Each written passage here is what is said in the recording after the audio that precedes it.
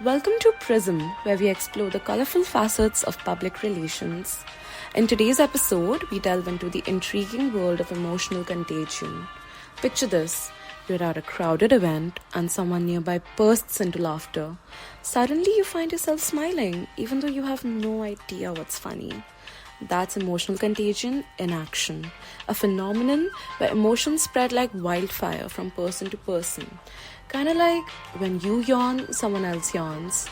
But how does emotional contagion intersect with PR? Well, my friend, it's a secret weapon, a subtle yet potent strategy that savvy communicators use to connect with their audiences. So grab your headphones because we're about to unravel the science behind emotional contagion in PR campaigns. On our very first episode of PRism, I'd like to welcome a very close friend of mine. She has been a communications professional with more than 15 years of corporate communications experience, and I couldn't be more excited to have her here with me today. Please welcome Tony Ann. Thank you, Sarah. Good to have you. Yeah, how are you? I'm happy to be here. I'm very well. Well, I'm so glad you're here. Let's Thank you. start off on a high note. Okay. So, could you share a bit about your background in corporate communications? Okay, so I've been, like you mentioned, I've been a public relations manager for combined just a little over 15 years. So I started out my career in the bank right out of uni. And in the bank, I was internal communications assistant. So even though I was doing internal comms, I got to learn about everything in communication, corporate communications firsthand. CSRO, campaigns, external communication, stakeholder communication, pretty much everything. And I think it was a nice way to get myself, introduced into the field of corporate communication. Thank you for having me. Thank you for being here. So, with your extensive experience in strategic communications and media relations, what are some key insights you've gained over the years that you find particularly valuable? Okay. That's a really good question. Over the years, I've gained a lot of insight. I've learned from failed campaigns. I've learned from crisis communications. So I think if I were to summarize, I would just say for me, there are three key lessons I've learned. The first is to build trust with your audience. And the second is to always be clear and concise. And the last one I would say, I think is consistency. There are so many key lessons, but I just want to keep it simple, So for the first one, when I say trust, people would listen and act on your communication, whether internal or external audience or stakeholders, whoever you're communicating with, whether visually, via text, people will only listen if they trust you. Mm-hmm.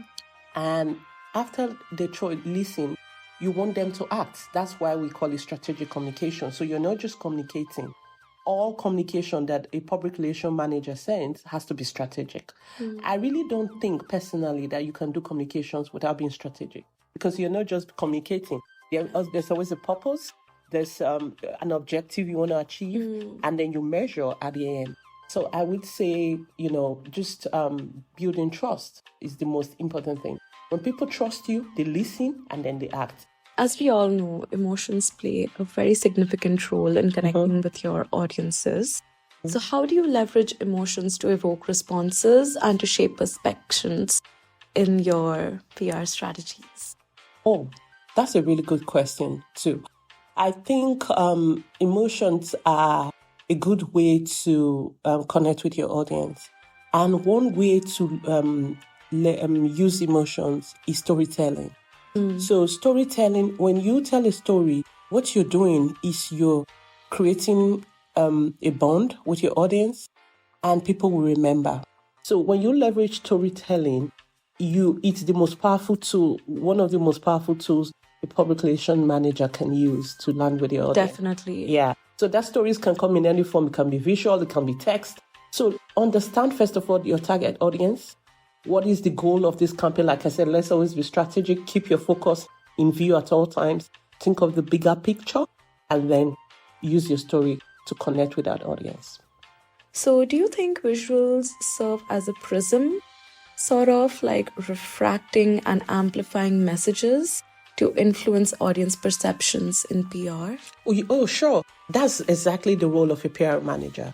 your role is to influence people, and to shape perceptions. That's your biggest role, especially if you're representing a brand or an organization. You want people to have a certain perception, or if it's a campaign, you want them to, this is the objective of the campaign, and you want them to understand that objective at the end of the campaign. If you want them to buy a product, you want them to go out there and spend money or sign up for a course. So at all times, that's why I said strategy never leaves communication. It should go side by side. You're thinking at all times, okay, why should I send this first thing in the morning? Why should I send this at noon? Why should I send this in the evening? So those are some valuable insights you can get if you measure your communications too. And then you can tell, okay, Monday mornings, not many people are in the mood to read. People are grumpy from the weekend. Maybe it's not a good time to send text communication or email marketing. Maybe wait till Tuesday. Maybe wait till Thursday when it's getting close to the weekend. Everything is just, you need to understand your audience. You need to understand the right timing, consistency, and then, choose which method to use to influence your audience. Thank you so much for sharing your valuable insights and expertise with us today. You have been amazing. Oh, thank you. But before we wrap up, is there anything else you'd like to add or share with our listeners? Oh, yeah. One thing I always say is that if you forget everything else in corporate communication, remember two things: building trust and creating a bond with your audience. Those are the two most important things. Introducing our next guest for today is another one of my closest friends. She has worked with cross-sector clients. She's an extraordinary consultant and event planner and has streamlined multiple innovative and highly successful campaigns globally. Making her podcast debut, please welcome Pranjal. Hi. Thank you for having me. Thank you for being here. I'm so excited to have you here today. So am I. So, as we all know, the name of this podcast is PRism, where we talk about emotional contagion in PR. And Pranjal, you are one of the most emotionally intelligent people I've met. So I'm really excited to pick your brain with some of these burning questions.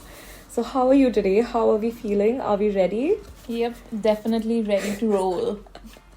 Okay, let's go then.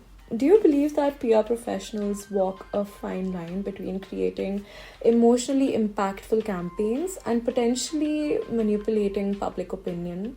Like, how do you address ethics in this act?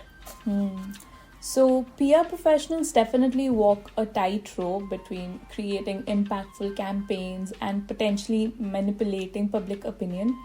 It's about persuasion, but there's a thin line between that and trickery. There's great campaigns evoke emotions, be it happiness, be it anger, or be it empathy.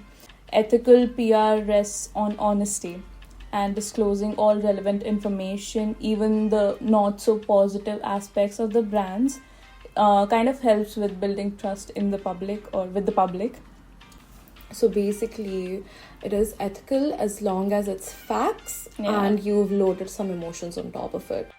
There has been an increased demand for authentic content. So what tactical strategies do PR professionals use to ensure that their storytelling resonates with their audiences on a genuine level? So there are quite a few that I have learned throughout my journey in PR, like embracing transparency and vulnerability. So you move beyond the perfect image or the perfect curated image that the brand wants to showcase and just share a real story. You include all the challenges that you faced, all the setbacks that you witness. This kind of humanizes the brand and it fosters trust. Another one that I would say is definitely empowering a UGC. So let your customers be your storytellers. Another one would be partnering with authentic influencers. It's really important for a brand to not just reach out to an influencer for the following that they have or the number of followers that they have, but also the one that a consumer or someone who's watching your reel or a post can relate to. We really need to leverage the power of storytelling.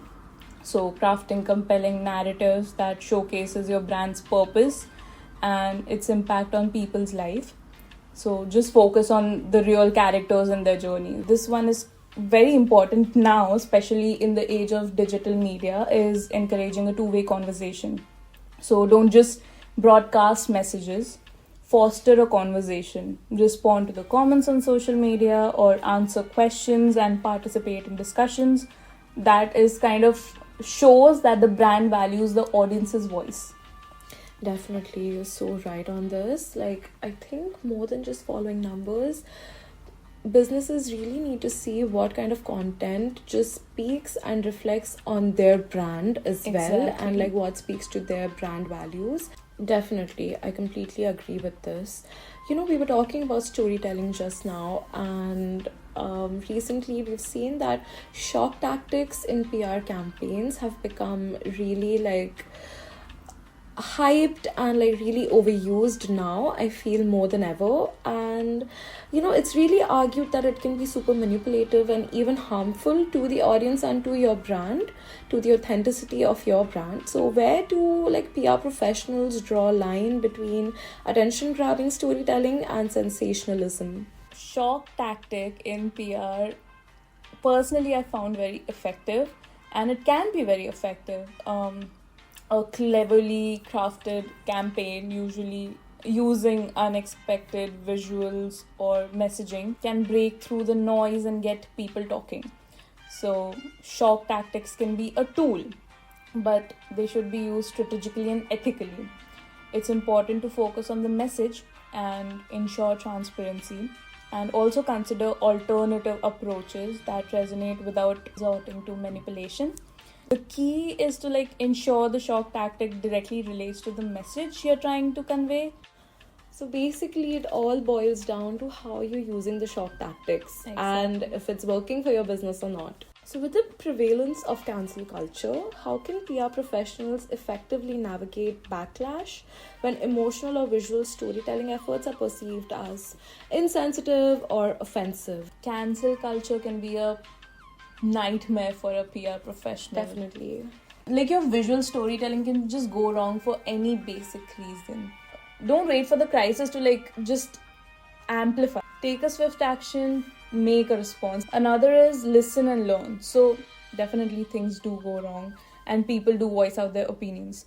You listen to those opinions and you just learn from them. You just don't answer them. You just don't listen to the customer to just give them an answer, but you listen, you learn, and you understand what they exactly want. Third would be like avoiding justifications. So this can come across as defensive.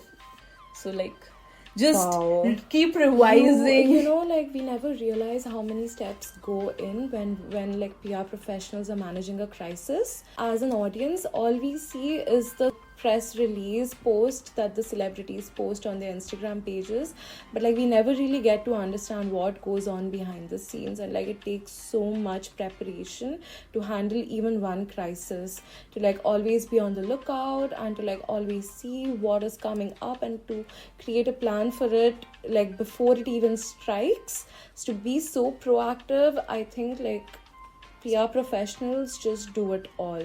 They wear multiple hats at the same time and they do it so effortlessly. Definitely. And it's just a huge shout out to all PR professionals. Thank you so much for sharing your valuable insights and expertise with us today.